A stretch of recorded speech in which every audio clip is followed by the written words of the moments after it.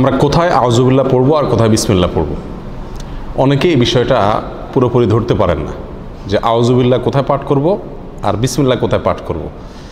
যেখানে যেটা পাঠ করার দরকার, যেখানে যেটা পড়ার দরকার সেখানে সেটাই পাঠ করতে হবে। বিসমিল্লাহির রহমানির রহিম বা বিসমিল্লাহ এটা পাঠ করতে হবে যেই কোনো ভালো কাজের শুরুতে, যেই কোনো বৈধ কাজ, যেই কোনো ভালো কাজের শুরুতে কি পাঠ করতে হবে? বিসমিল্লাহির রহমানির রহিম পাঠ করতে হবে। বিশেষভাবে কোনো কোনো হাদিসে কোনো কোনো আমলের শুরুতে বিসমিল্লাহ পাঠ করার কথা বলা আছে, সেখানে সেই আমলের শুরুতে, সেই কাজের শুরুতে বিসমিল্লাহ পড়তে হবে। যেমন খাবারের শুরুতে বিসমিল্লাহ পাঠ করতে হবে, মসজিদে প্রবেশের সময় বিসমিল্লাহ পাঠ করতে হবে, বাসায় ঢোকার সময় বিসমিল্লাহ পাঠ করতে হবে, বাসা থেকে বের হওয়ার সময়ও কি করতে হবে? বিসমিল্লাহ পাঠ করতে হবে। এ হলো বিসমিল্লাহর বিষয়।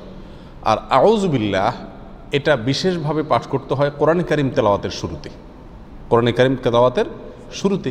আর কোরআন কারীম তেলাওয়াতের শুরুতে আউযুবিল্লাহ বিসমিল্লাহ উভয়টা পাঠ করব, নাকি শুধু আউযুবিল্লাহ পাঠ করব, নাকি শুধু বিসমিল্লাহ পাঠ করব, নাকি এক এক জায়গায় পাঠ করব?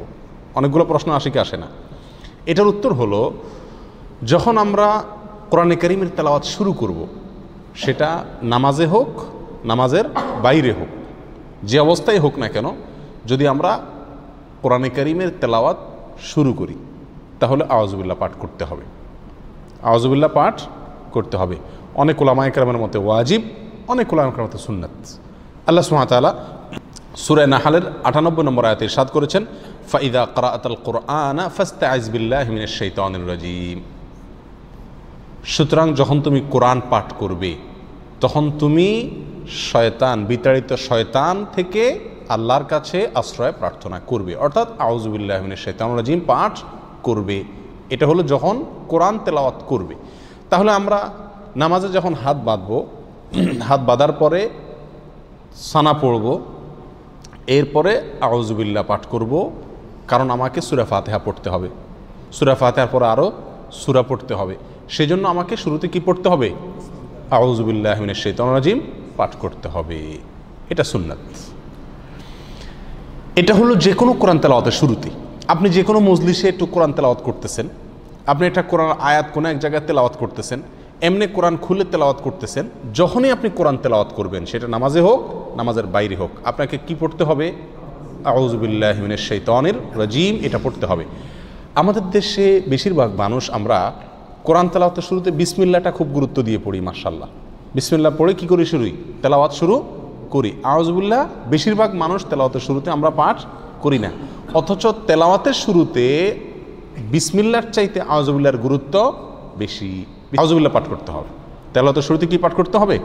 আউযুবিল্লাহি মিনাশ শাইতানির রাজীম পাঠ করতে হবে। সেটা আপনি সূরার শুরুতে পড়ুন, সূরার মাঝখান থেকে পড়ুন, এক আয়াত পড়ুন, আধা আয়াত পড়ুন, কোরআনের যে অংশই পড়ুন না কেন, যখন শুরু করবেন কি দিয়ে শুরু করতে হবে? আউযুবিল্লাহি মিনাশ শাইতানির রাজীম, এটা দিয়ে কোরআন তেলাওয়াত শুরু হবে। বিসমিল্লাহির রহমানির রহিম এটাও কোরআন তেলাওয়াতের সময় পড়তে হবে, কিন্তু কখন সেটা? বিসমিল্লাহির রহমানির রহিম কোরআন তেলাওয়াতের সময় পাঠ করবেন সূরার শুরুতে। কিসের শুরুতে? সূরার শুরুতে। সূরা তাওবা যেটা 10 নম্বর পারায় আছে, এই সূরার শুরুতে শুধু বিসমিল্লাহ নাই, সেখানে আউযুবিল্লাহ দিয়ে শুরু করবেন যদি ওখান থেকে তেলাওয়াত শুরু করেন। আর যদি আগে থেকে তেলাওয়াত শুরু করেন, সূরা মাঝখানে পড়ে, তাহলে কিছুই পড়তে হবে না, ঢালাওভাবে পড়ে চলে যাবেন। আর অন্য যে কোনো সূরার শুরুতে, কথার কথা, আপনি নামাজের ভিতরে সূরা ফাতিহা শুরু করতেছেন, তাহলে সূরা শুরু, তাহলে এখানে আউযুবিল্লাহ পড়বেন, পরে আবার কি পড়বেন? বিসমিল্লাহও পাঠ করবেন। আপনি সূরা ইয়াসিন তেলাওয়াত করতেছেন, তাহলে ইয়াসিন ওয়াল কোরআনুল হাকিম পড়ার আগে আপনি কি পড়বেন? বিসমিল্লাহ পাঠ করবেন। আর সেই পাঠটা যদি আপনার একেবারে শুরু হয়, অর্থাৎ কোরআন খুলে ওটা শুরু করেন, তাহলে দুইটাই পাঠ করবেন, কারণ শুরুতে সেই হিসাবে আউযুবিল্লাহ, আবার সূরা শুরু সেই হিসাবে বিসমিল্লাহ। কথাটা কি বুঝাতে পারছি? আর যদি আপনি মাঝখান থেকে এক জায়গা থেকে খুলে পড়তেছেন, সূরার মাঝখান থেকে, তাহলে আপনার কি পড়তে হবে? আউযুবিল্লাহি মিনাশ শাইতানির রাজীম। বিসমিল্লাহ পড়া জরুরি না, যদি পড়েন পড়তে পারেন। কথা বুঝে আসছে?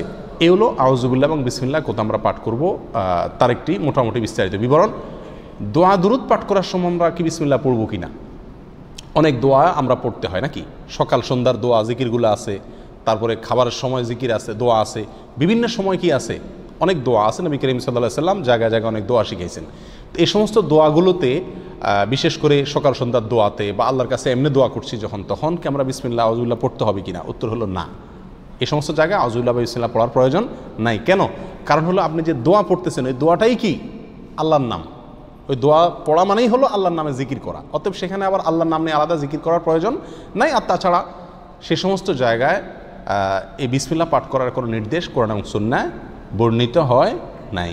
কথা বুঝে আসছে? কিন্তু এছাড়া যে কোনো বৈধ কাজ এবং ভালো কাজের শুরুতে কি পাঠ করতে হবে? বিসমিল্লাহ বলে শুরু করতে হবে। হাদিসে আসছে, নবী সাল্লাল্লাহু আলাইহি ওয়াসাল্লাম ইরশাদ করেছেন, কুল্লু আমরিন যী বালিন লাম ইউবদা বিবিসমিল্লাহি ফাহুয়া আবতার ওয়া ফি রিওয়ায়াতিন ফাহুয়া আকতা।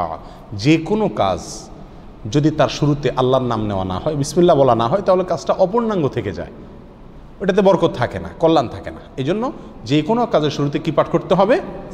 বিসমিল্লাহ পাঠ করতে হবে, যদি সেটা বৈধ কাজ হয় অথবা যে কোনো ভালো কাজ হয়।